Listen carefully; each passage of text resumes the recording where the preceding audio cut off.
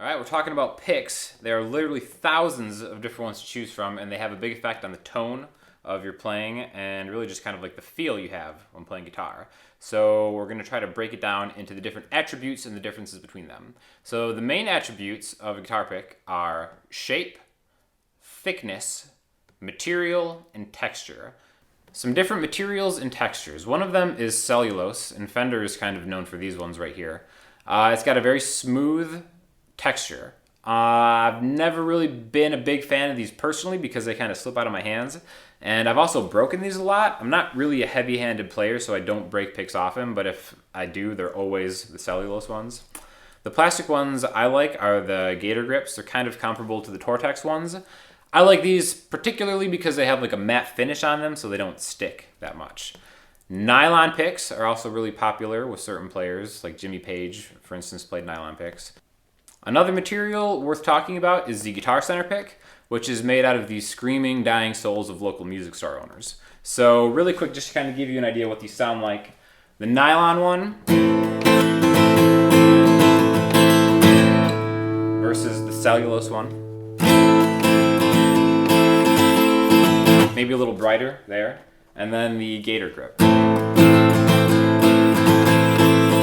Maybe a little mellower, I suppose, and the Guitar Center one. So shape-wise, here's a close-up of a few different picks. This is just going to be the standard one right here. Now, there are a bunch of different thicknesses of this particular shape, but I would say this is the standard.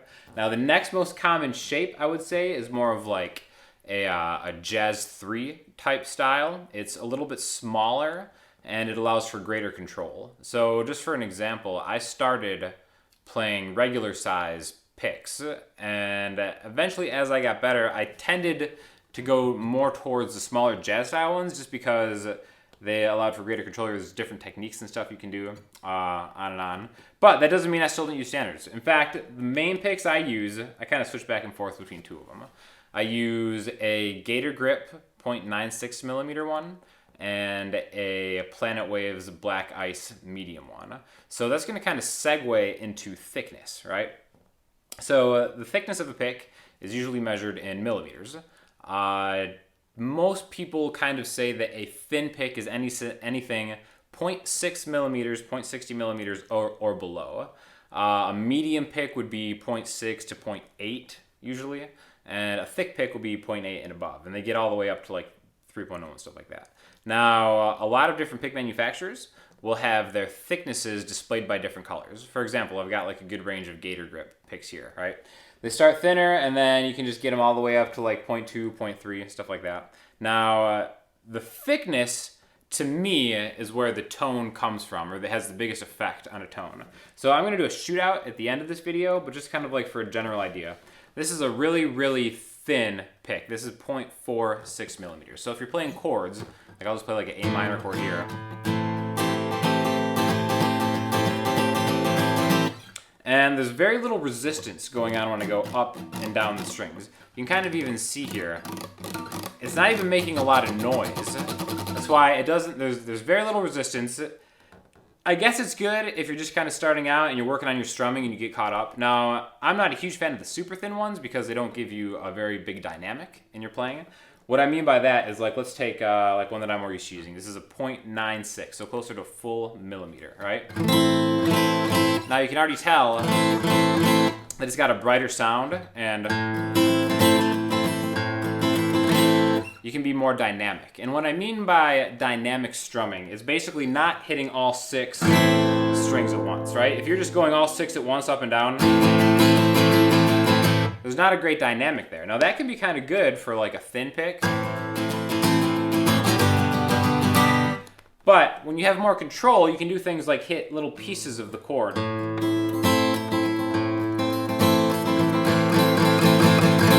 And drive the top of your acoustic guitar. Now, when I say drive, that means you can actually create a distortion by hitting the strings really hard. And that's why if you're a beginner, I wouldn't recommend using a pick that's too thick. For example, this is 2 millimeters. It's a pretty thick pick, right?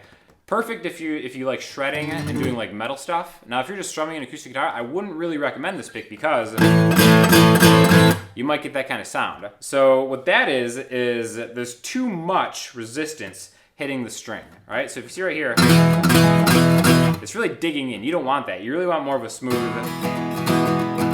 And if you're using it correctly, you can just get like a cool tone like this, you can tell. Has kind of a mellower sound than the brightness here. Anyways, there's a lot of different uses for picks. Now, the one thing about maybe going with a thinner pick, for instance, this is going to be about a 0.6 millimeter, is you can change how it sounds thickness-wise by how you hold it. So first, let's just start about like how maybe you should hold a pick in general. Again, there's a lot of different ways. This is just the way I hold it. I kind of think of sticking my thumb straight up, my strumming thumb straight up like you're giving a thumbs up sign, and then you kind of come behind and slide the big part of the pick right behind, directly behind your thumb, so the tip of it is kind of pointing out almost like a parrot's beak or something like that, right? Now, you can just generally play that way, and for me, that gives me a lot of control. Now, if I want even more control with a thinner pick, all I have to do is choke off more of the pick, and you're just showing a little bit of the end. And that's kind of simulating the control that you can get from like a Jazz 3 type pick. So it's one way that you can kind of like make do with one pick and make it seem like you're swapping them out if you only have access to one or whatever. But you can't really do the opposite, like with a thick pick. With a thick pick, you're kind of stuck with how it sounds. Now, there's always all sorts of different techniques and stuff you can do to manipulate them, but these are just a few examples of the general rudimentary differences between picks. Another thing you might have seen recently are these pick stamping machines, these little stapler-looking things. What you can do is you can slide like a credit card in and kind of stamp a pick out of really anything that you can fit in between this little contraption here. Really, this is more of a novelty than anything else. Even if you use like a harder material like a credit card or a hotel room key, something like that, the edges that you'll get with the stamper really aren't that useful for doing anything beyond just kind of rudimentary playing. Now, the novelty of it is pretty cool, especially if you want to make like a pick out of your awesome college student ID picture. But aside from that, I probably wouldn't recommend it for something that you're going to be playing with a lot. A note on the texture of different picks is on some of them, especially on almost all the nylon ones that I usually see, they have little kind of grooves, like almost like small little buttons that'll help you grip them.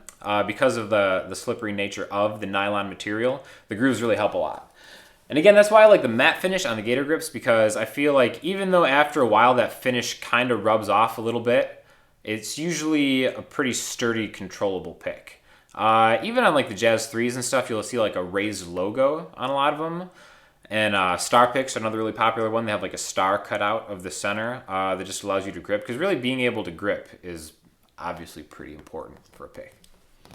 All right, I'm going to mic this up and actually do a shootout where you can kind of see in real time the difference in tone, the different thickness and material picks will present. So check it out.